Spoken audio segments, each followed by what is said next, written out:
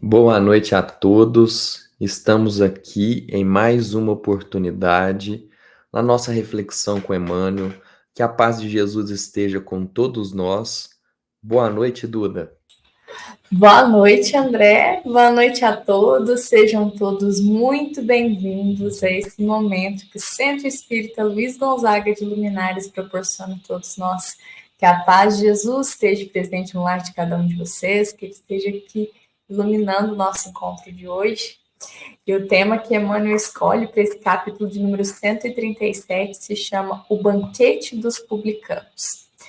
Na reflexão de hoje, Emmanuel escolheu o versículo 11 do capítulo 9 de Mateus. E os fariseus, vendo isso, disseram aos seus discípulos: por que come o vosso mestre com os publicanos e pecadores? André, o que o Emmanuel fala para nós aqui a respeito dessa pergunta dos fariseus aqui hoje? Bom, antes de chegar na explicação de Emmanuel, eu vou colocar aqui a respeito de quem eram os publicanos. Os publicanos, eram os cobradores de impostos, ou seja, aqui esse versículo é do Evangelho de Mateus. Mateus era um publicano. Quando Jesus conheceu ele, foi justamente quando Jesus passou pela coletoria de impostos, e aí Jesus chamou ele. E ele decidiu seguir Jesus. Então, Mateus era um publicano. Então, os fariseus já fez esse questionamento, já ofendendo Mateus, porque Mateus, até pouco tempo, ele era um publicano, né? E aí, além dos publicanos, eles perguntam também a respeito dos pecadores. E quem eram os fariseus? Os fariseus é o seguinte, eles gostavam muito de observar como que os outros lidavam com a religião. Ou seja, eles ficavam ali vigiando para ver qual que era a reação das pessoas. Porque para os fariseus, a religião era um meio deles triunfarem. Ou seja, a religião, para eles, é um status, é um poder, é ser reconhecido. Não necessariamente tem a ver com uma fé sincera, com uma fé que você crê porque você entende que aquilo faz bem para você. Eles se preocupam com o que a fé pode oferecer para eles na vida material. Então, eles tinham como hábito tentar convencer as outras pessoas, né, num processo de conversão para trazer eles para a fé deles, para a fé dos fariseus. Só que eles tinham apenas a aparência. Eles ostentavam uma virtude que, na verdade, eles não tinham. Então, como disse Jesus, eles falavam, mas não faziam. Então, aqui está a diferença. Então, nós temos o questionamento de alguém que tem por interesse ficar vigiando as outras pessoas, né? Enquanto ele quer saber, é como se ele dissesse assim, ó, mas não tem condição, o mestre de vocês aí fica com essas pessoas imundas, essas pessoas menores, essas pessoas que não têm credibilidade nenhuma, né? Então, Emmanuel vai nos dizer aqui que muitos de nós, que aqui está falando a respeito do banquete. Então, nesse banquete, Jesus estava sentado com essas pessoas, com publicanos, com pecadores, né? Por quê? Porque Jesus não fazia essa distinção. Para ele, tanto faz o cargo, quem a pessoa era, o emprego que ela tinha, para ele não importava. A gente tem inúmeros exemplos disso, que Jesus não não julga a pessoa por quem ela é, mas Jesus vê na pessoa o potencial de quem ela pode ser. Então, essa é a diferença. E aí, Emmanuel nos diz que esse banquete com os pecadores, com os publicanos, porque a gente se lembra muito de qual banquete? Da última ceia, né? Que fica mais fixo na cabeça de todas as pessoas, que o pessoal lembra, que tem quadro pintado. Então, a última ceia é o que fica, o que é o mais marcante na cabeça das pessoas. Só que a gente tem que lembrar o seguinte: a última ceia, ela não foi a única ceia que Jesus fez, porque todas elas são importantes. Essa com os pecadores é muito importante. Então, aqui, é, eu vou colocar aqui alguns momentos de que Jesus fez utilizou dessa ocasião, né, de banquete, de ceia, para poder passar alguns dos seus ensinos. Então, por exemplo, a primeira aparição pública de Jesus que ele começou a fazer a utilizar as suas habilidades foi justamente nas bodas de Caná, no casamento. Então ali, em determinado momento, faltava vinho e Jesus então ele deu o sabor de vinho à água. É nos dito que ele transformou a água em vinho, mas não necessariamente ele transformou, ele deu o sabor de vinho à água. Então aqui é um momento, na série The Chosen é muito bonito essa passagem, porque Maria, mãe de Jesus, chega até ele e fala: Ô meu filho, vê o que você pode fazer. Eles são nossos amigos, né? Eles estão num momento tão feliz da vida deles, estão casando e as pessoas estão animadas. Se acabar o vinho aqui, vai acabar toda essa felicidade, toda essa alegria dessas pessoas. Então Jesus faz isso, porque ele quer demonstrar que é, quando a gente ama, a gente quer o melhor para as pessoas. Então, Jesus, como conhecia aquelas pessoas e queria o bem delas, ele deu o sabor de vinho à água, porque era o que eles mais queriam naquele momento.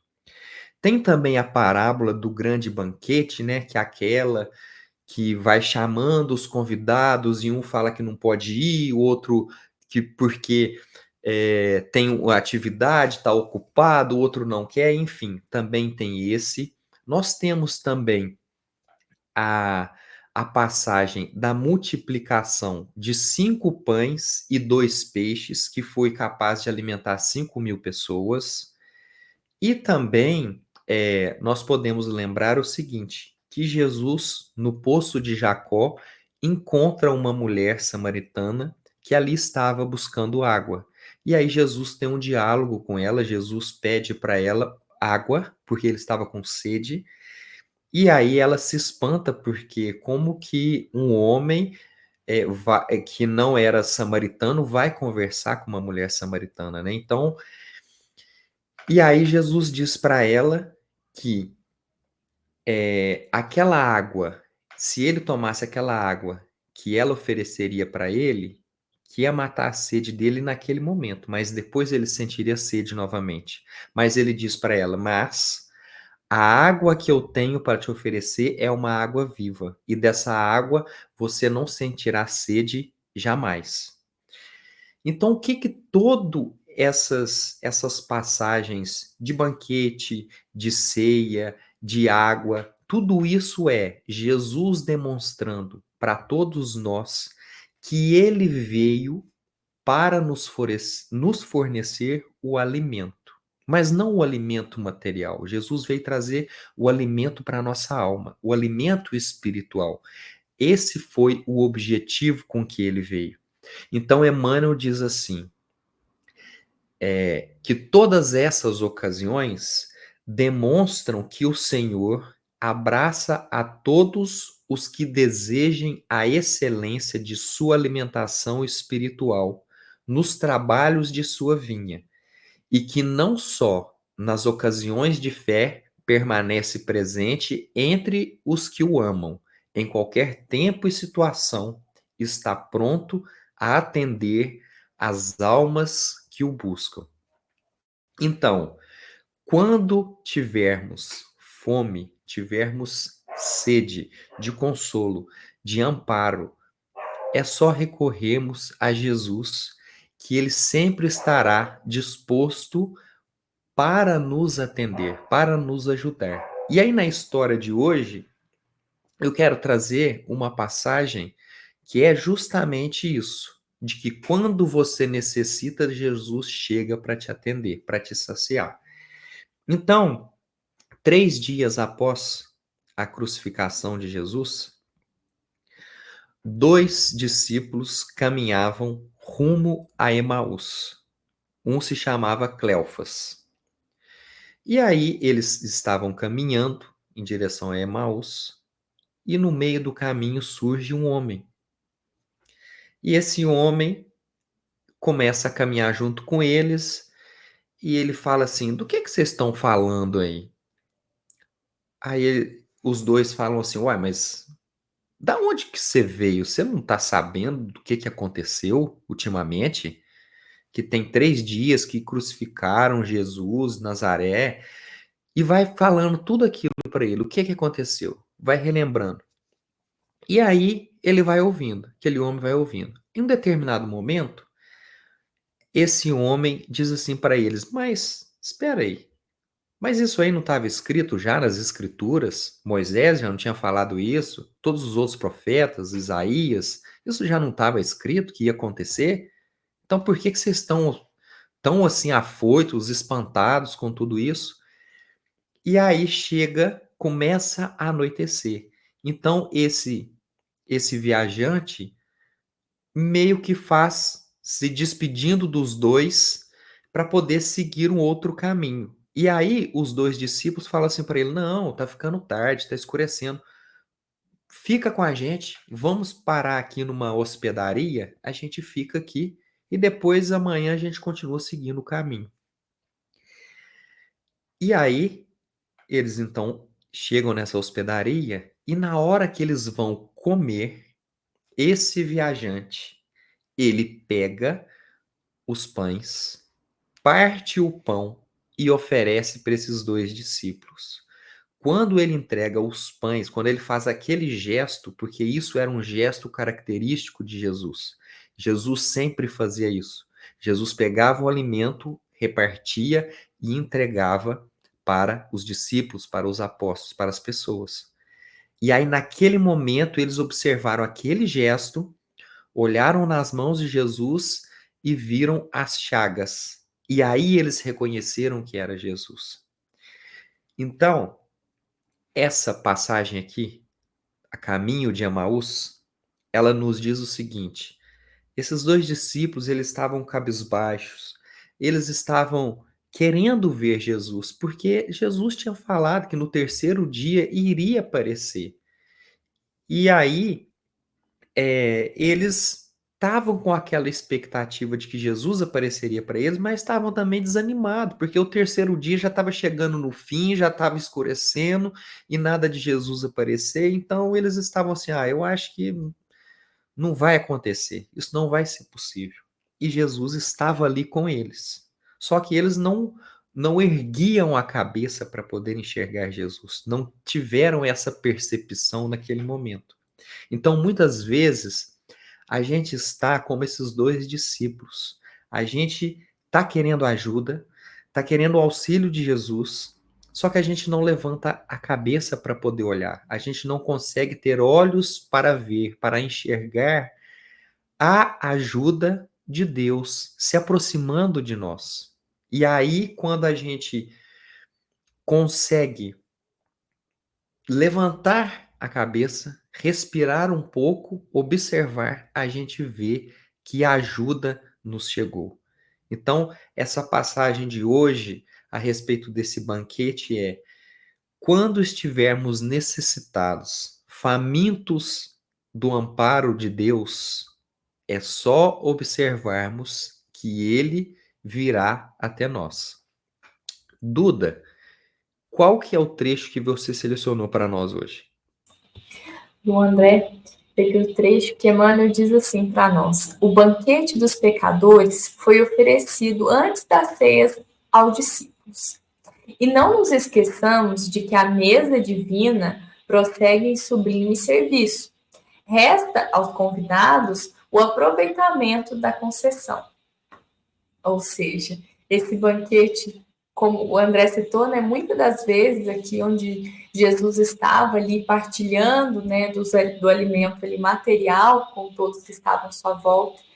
Há muito tempo esse banquete foi servido e continua servido até hoje, como Emmanuel traz para nós.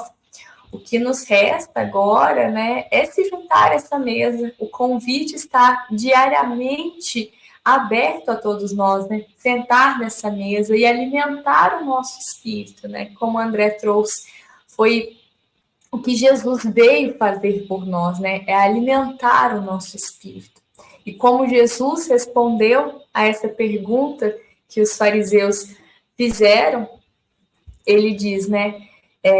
Não necessita de médicos os sãos, mas sim os doentes. Ide, porém, aprendei o que significa. Misericórdia quero e não sacrifício, porque eu não vim chamar os justos, mas os pecadores ao arrependimento. Esses são os 2 versículos seguintes, onde Jesus está respondendo essa pergunta que Emmanuel trouxe para embasar a nossa reflexão.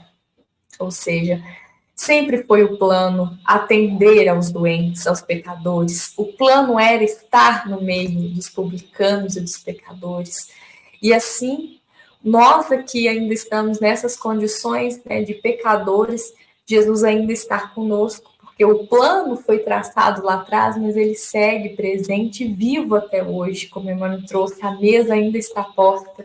Diariamente ela é abastecida e nós, com a graça e essa bênção, podemos lá nos servir, alimentar o nosso espírito, fortalecer o nosso espírito para lidar com os desafios do nosso dia a dia, né? Dos desafios que a vida terrena impõe aqui para todos nós, né? Então, que nós diariamente possamos ali nos servir dessa farta mesa, dessa mesa tão acolhedora e se juntar ao Cristo nesse momento que foi tão bonito que as escrituras nos revelam, né, dele sentado, sempre partilhando a mesa, como um momento muito, muito iluminado, um momento muito abençoado, né? E até hoje, né, até quando nós nos sentamos à mesa com a nossa família, reunimos com os nossos amigos, é um momento tão abençoado, um momento de tanta alegria.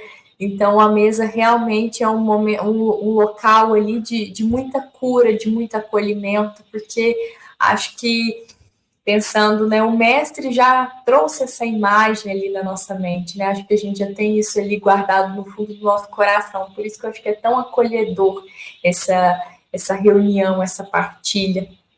Mas que o principal seja feito por nós, né, que é irmos até essa mesa para alimentar o nosso espírito. Porque é gostoso alimentar o nosso corpo, né, nesse momento de partilha, mas não só o corpo a gente alimenta ali em comunhão com os familiares, mas o nosso espírito, que é o principal aqui no nosso processo de desenvolvimento aqui na Terra, não é mesmo, André? Até porque o nosso corpo, passado algumas horas, faz a digestão e a gente já tem fome novamente, né? Por isso a palavra tão forte de Jesus para aquela samaritana do poço: se você tomar da água que eu ofereço, você não terá mais sede. Então, se a gente souber aproveitar esses ensinos, a gente não vai ter essa fome de desespero, essa fome de melancolia, sabe? De incertezas. Porque quando a gente pega esse banquete, esses ensinamentos de Jesus, a gente pensa: não, peraí, a vida não acaba, a vida não é só isso aqui, né? Tem uma palestrante espírita, chama Eulália Bueno. Na verdade, não é a Eulália, é o Adeilson Salles que disse isso, que eu achei muito interessante, que é que fala assim, você tem que perceber o seguinte: você teve vida antes da morte, né? Porque a gente se preocupa muito quando vai morrer, mas e a vida? Será que a gente viveu antes de morrer, né? Não é a vida após a morte, né? A gente tem que pensar na vida que a gente teve antes de morrer também, porque essa oportunidade que a gente vê é para aproveitá-la, né? E para poder aqui fazer uma outra referência, um simbolismo muito bonito de que Jesus é esse alimento espiritual para todos nós, foi quando justamente ele nasceu e aí foi escolhido como berço para ele a manjedoura, que é aquele coxo, é um coxo onde os animais se alimentam. Então ali está o símbolo. Jesus está ali. Ali está o alimento para toda a humanidade. O alimento espiritual foi colocado ali. Basta olharmos e buscá-lo, que nós vamos ter esse alimento para sempre, para a vida toda. Verdade, André, belo simbolismo, né? Nunca tinha pensado nesse detalhe ali, né? Do lugar onde Jesus foi colocado e qual o significado ali por trás, né? Sempre tem detalhes, né? Temos que ter olhos para enxergar, que a gente vai enxergando cada vez esses detalhes. Realmente, no lugar onde é oferecido o alimento, o nosso maior alimento até hoje, continuará sendo Jesus, né? Nessa grande manjedoura ali. É muito bonita essa reflexão, que a gente sempre guarde aí esse exemplo, esse simbolismo tão grande, né? A gente tem sempre essa mente, né? A gente está quase já aproximando aí do Natal, se pensar. Então, é um momento onde a gente sempre olha ali para essa imagem, mas que ela traga sempre essa reflexão para nós, né? O nosso grande alimento, né? Que sacia toda a nossa fome e a nossa sede. E olhemos para ele já com aquela resposta, né, do livro dos Espíritos, né? O modelo e guia da humanidade. Então, podemos até, se quem gosta de montar presépio, se a gente colocasse ali assim, bem perto da manjedoura, modelo e guia. Então, para a gente que olhe Jesus naquele momento no Natal e que pense, esse é o guia e modelo para todos nós. Exatamente, é o nosso desafio diário, né? Tentar aproximar cada vez mais o nosso coração de Jesus e fazer o nosso coração mais semelhante ao dele, né? Que Jesus ilumine a nossa empreitada aqui na Terra, né? Que cada dia, a trabalho de formiguinha, nós possamos estar cada vez mais perto aí, mais próximo desse coração tão iluminado, tão humilde, que nos falta até palavras, né, para descrever a grandiosidade que é Jesus na nossa vida. Um momento muito abençoado da gente fazer as nossas orações e refletir, né? O Natal nos coloca aí nessa reflexão que o André trouxe, é importante, né? Fica aí um belo convite aí de agregar também essa frase nos nossos presépios. Mas podemos encerrar a reflexão aqui de hoje, André. Então, com essa bela referência, aí iluminando a nossa mente, já com esse coração bem quentinho ao lembrar do Natal, nesse momento tão gostoso, onde nos sentamos à mesa, nos reunimos com os nossos familiares, né? Com esse pensamento, nós encerramos aqui a nossa reflexão de hoje. Um banquete, né? Um belo banquete, um banquete material muito gostoso, né? O alimento do Natal é muito bom, o alimento espiritual, né? Toda essa energia, toda essa vibração. É interessante que a gente sente no mundo ali, né? A gente sai de casa e a vibração energética é diferente, né? A gente faz o mesmo trajeto para o trabalho, mas a gente sente realmente a energia mudar, porque todos nós, né, nós entramos ali numa grande comunhão em pensar, né, no mestre. Isso já eleva muito a energia aqui do nosso planeta, né? Se a gente pensar com sensibilidade, é muito diferente esse momento. Mas na semana que vem, juntos estaremos aqui mais uma vez para refletir o próximo capítulo, que é o de número 138. Emmanuel vai escolher a primeira carta aos Coríntios, capítulo 3, versículo 6. Paulo diz assim: eu plantei, Apolo regou, mas Deus deu o crescimento. Então, aguardamos vocês na semana que vem para juntos refletirmos essa passagem que Emmanuel tanto agregará para o nosso espírito, com toda certeza. Eu desejo a vocês uma semana muito abençoada, uma semana iluminada, que as palavras de Emmanuel hoje possam tocar o coração de cada um de vocês, iluminar e alimentar cada vez mais o espírito de todos nós. Essa foi uma mensagem do Centro Espírita Luiz Gonzaga de Luminares. Um ótimo sábado a todos. Um ótimo sábado a todos, até semana que vem, e que assim seja.